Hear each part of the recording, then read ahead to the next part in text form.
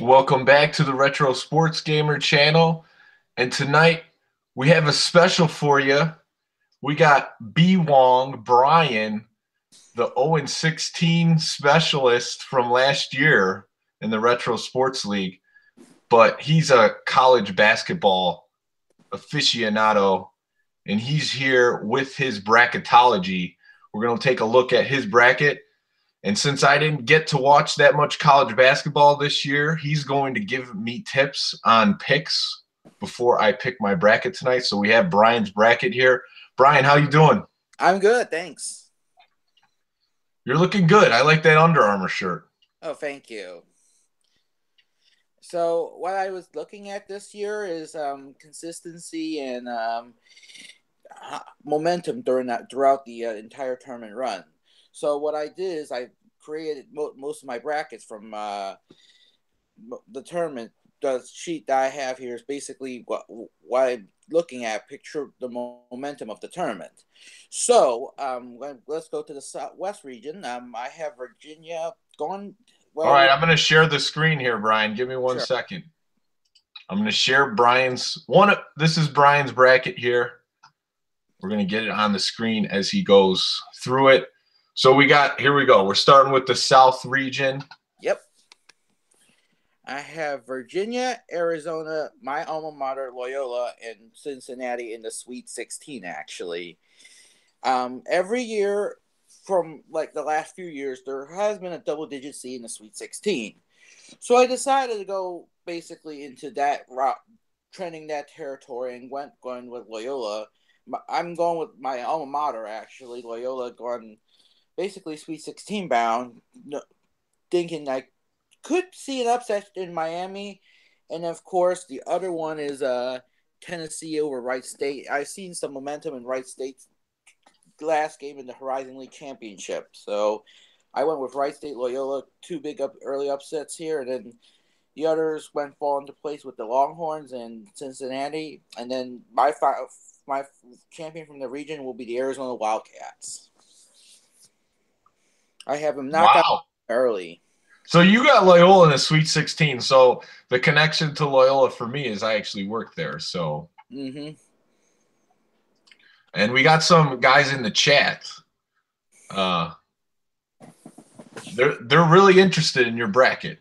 And one of the guys says, "Does he know what he's talking about?" I've done this for 12 years, actually. And if you want to know my history of this, I've been quite successful. 2007, I have called the Final Four of 2007, actually. Ohio State, Georgetown, UCLA, and Florida. With Florida taking it all, I had the last 7 games right. 2013, I called the biggest upset of my career. I had Harvard, the 14 seed, over 3 seed New Mexico in the first round. And in 2015, I called the unbelievable undefeated run of Kentucky. 40 and done, they call it. I had Wisconsin beating Kentucky in the Final Four. What's the most amount of picks you ever got right? 2007. How many was that? I think 40 some odd games out of 64. The most impressive part is that the last 7 games I got right, and then the early ones didn't matter. What you matter is you gotta have if you have at least 6 out of 8 of the Elite 8 and 12 out of 16 of the Sweet 16 intact. The first week is all about survival. You're gonna eliminate from 68 teams to 16 teams by the end of the week. So you gotta think that which teams can survive under the pressure. I'm looking at the bracket based on how much tournament experience these guys have and how much history these teams get knocked out early in the first and second rounds. So I was looking at some of their tournament play and their performances and create this reasonable bracket I have here. Okay, so Brian, you still got your picks in the South you want to talk about? Well, like I said, I have an 11 seed upset here. It's about 2 p.m. in the afternoon. It's the Loyola Miami game.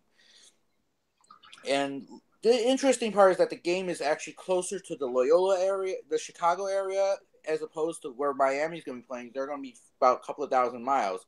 So you got to think there's a home team aspect on some of these on some of these games. Basically, you got to look at into perspective. So I'm asking the chat if they got any questions for you. So we got Loyola Sweet 16. Virginia, you get them knocked out in the Sweet 16. They're the number 1 seed in the tournament, huh? That's a tough one. I was thinking about that, though. It's a toss-up. I was thinking either Virginia or Arizona in my Final Four. That's the crossroads right here. Cincinnati, I don't think are going to come out from any of the regions. It's not quite a strong seed, but I would think from the region. But Arizona and Virginia are the 2 top teams out of that region. I would think, based on performance-wise. But this is the toughest seed to get out, the toughest region to get out of. Virginia and Arizona might be the top 2 out of the region. Cincinnati maybe in the 3rd best, but it's basically wide open. Or you can put Kentucky in there too. 4 possible teams right in that region on the South bracket. Brian, the chat wants to know if you go by player performances or I go by school prestige. I go with player performance of the team, their players, their defense, and then of course, like the last part you talked about of the team as well too. All right, let's go over the West. Sure, definitely. That includes. Give me some picks for the West. Oh yeah, this I would say is another tough region too, but out of that region, I'm coming with the Michigan Wolverines actually. The other game I was tossed about, another team that could possibly get out of that region is the Tar Heels, who were the defending champs last year. This is, like I said, this committee, they've created a really uneasy bracket for everybody. This could be one of those. You can make a stand for 3-4 teams out of this one too here. Ohio State in that area, Michigan, North Carolina, even Gonzaga as well too, I would think. Xavier, same thing as Virginia. I have them knocked out in the Sweet 16 by Gonzaga this time around too. The chat wants to know, this is from Ashala Ali, where do you rank Trae Young in that team? Trae Young, I think he's in Oklahoma, right? Yeah. He's a great individual player standout, but this is all about team chemistry, I would think, and team history. And they've lost the last 10 games in the Big 12 conference. So when we're going to look at the next region, I don't think Oklahoma doesn't have that momentum. They're going to continue losing in that momentum, and they're going to be out in an early run. So that's what I'm looking at right now. Oklahoma, you can toss that team out of the spectrum, as well as some of the other teams I was thinking as well too. The chat also wants to know, what do you think about Notre Dame getting nixed? Notre Dame getting nixed, I would think you got a great standout with Bonzi Colson in there. They're going to perform well in the NIT, but I think it's a great decision by the committee to nix Notre Dame out of the mix. They don't have that much of a. When Bonzi Colson went out, there's your weak point. That's basically your strongest link to the Notre Dame basketball team. When he got injured, there's the cookie crumbles at that point. All right, so those are some good picks there. So let's take a look at your East region. Sure, what's that looking like for you? There has been one team and one team only that I look at here. It's Purdue. Purdue out of the East is basically my best possibility. I've seen now everyone's going to ask me, why not put Villanova far? There has been a long history about Villanova being out early. The last 7 out of the last 8 years, other than the championship year of 2016, Villanova's out in the first or second round of the tournament 7 of the last 8 years. 3 of them are the 1 or 2 seed. So I'm coming to the realm that Villanova is not a strong 1 seed. So I have lots of chances to knock out of them. either by Wichita State or Alabama. Alabama with basic Alabama. I'm thinking the 116 is not going to help, but Alabama has a strong, or Virginia Tech has a great possibility of beating Villanova.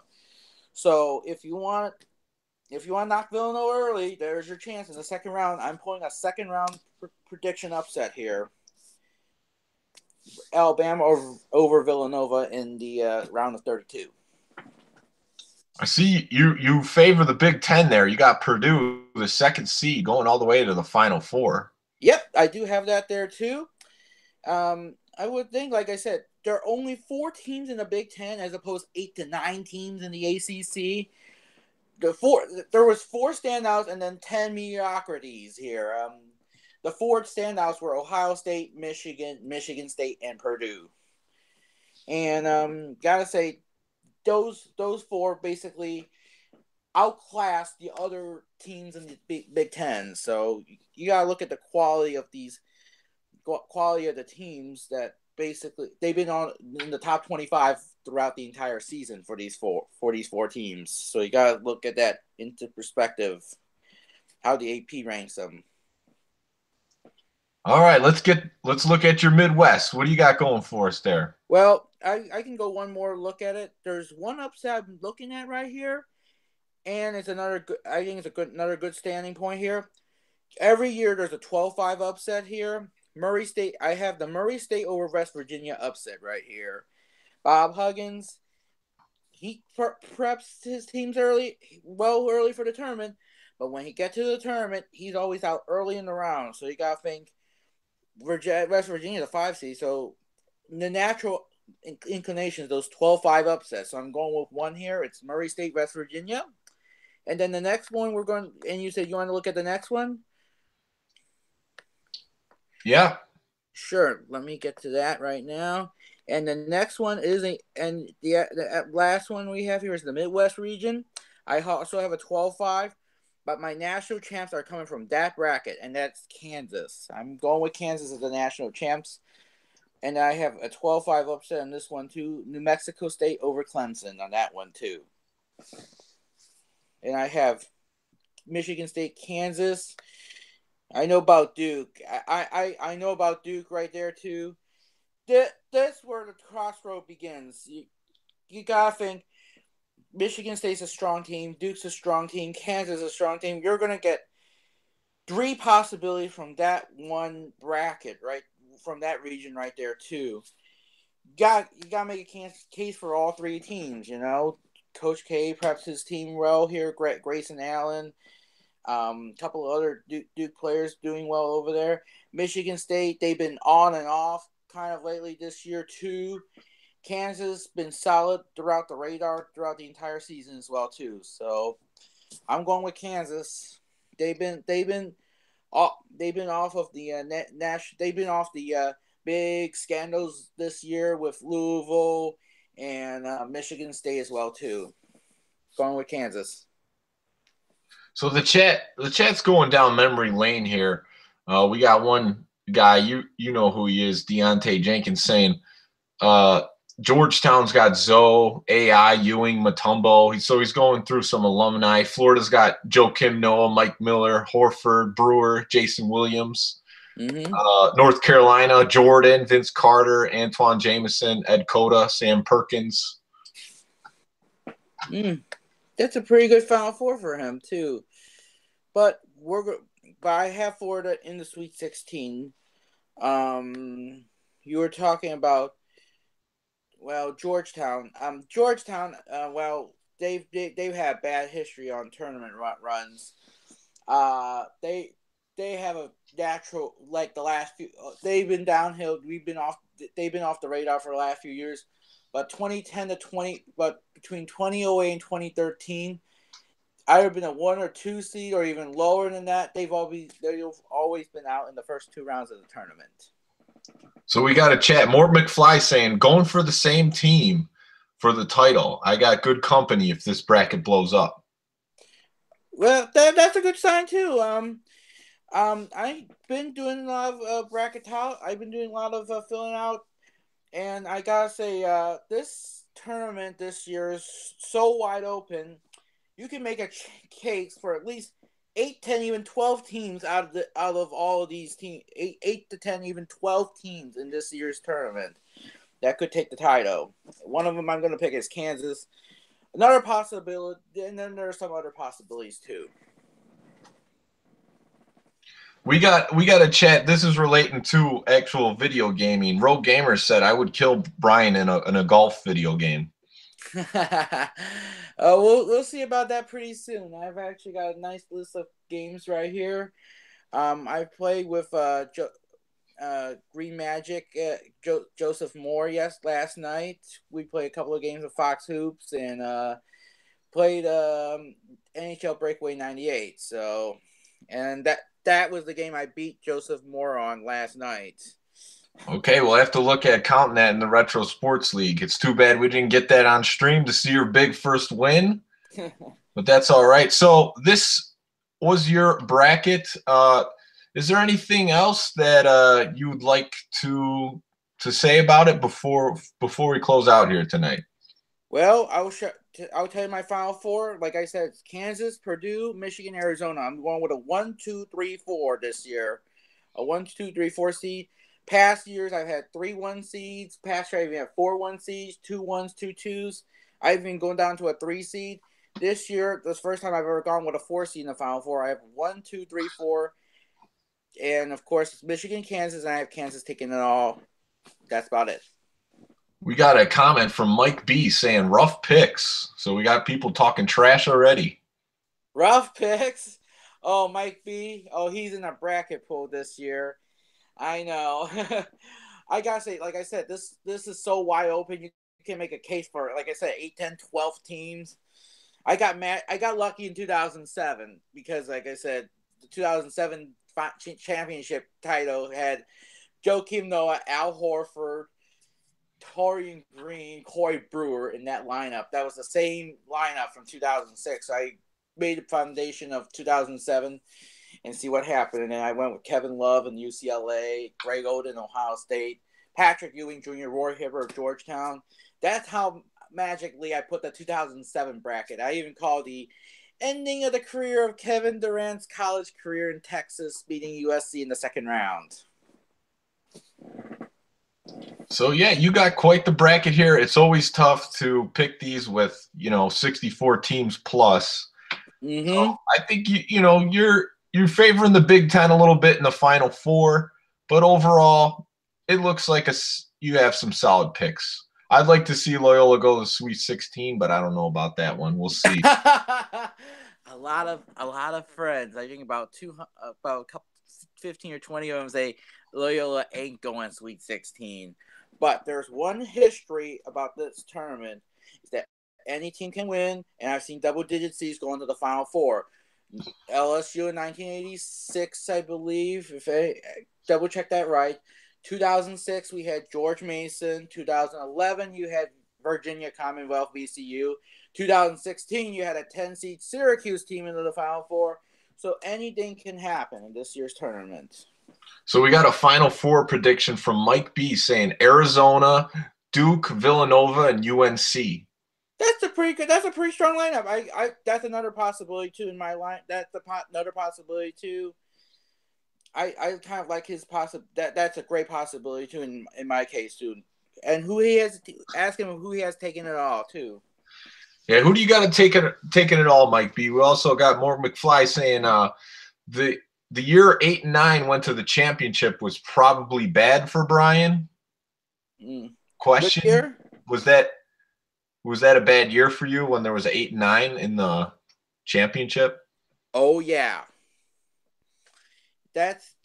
Yeah, 2000. Well, they are 9 seed. 2014 was the worst. It was like really crazy when you had a 7 versus an 8 for the national title. You had Butler in 2011 after going on successful 2010, almost made a half-court buzzer shot by Gordon Hayward to take the title in 2010 and made an unbelievable run in 2011 as an 8 seed. And, of course, 1985, Villanova, the initial people who expanded the team to 64 teams and took the tournament as an 8 seed. All right, Brian. So what's the next college basketball game you want to play me in? I have, like I said, Fox Sports Hoops for the N64. And we got a comment from Shala Ali. Can this cat even hoop? He wants to Hoop? know if you could play basketball. I do actually. I would like to see. Can someone challenge me? I can actually do a little basketball on my own. I Hey, play golf and basketball. you look like a power forward. You can handle your business. I'm more of a point guard. Oh, you're a point guard? Yeah. Man. All right, Brian. Well, I appreciate you joining me tonight. Thanks for all the comments in the chat. It made it a Don't lot of forget fun. the first tip off for these brackets are open until Thursday at 11 a.m. when the first tip of the game is, and then see how much of your hard work over the last 3 days go diminish. Oh, so they don't even count the play-in games as part of the bracket. No. Okay, so everyone that's filling out a bracket in your pool has till 11 a.m. on Thursday. Mm-hmm. Okay, good to know. Thank you. All right, thanks for joining, Brian. Everyone have a good night and take care. Thank you.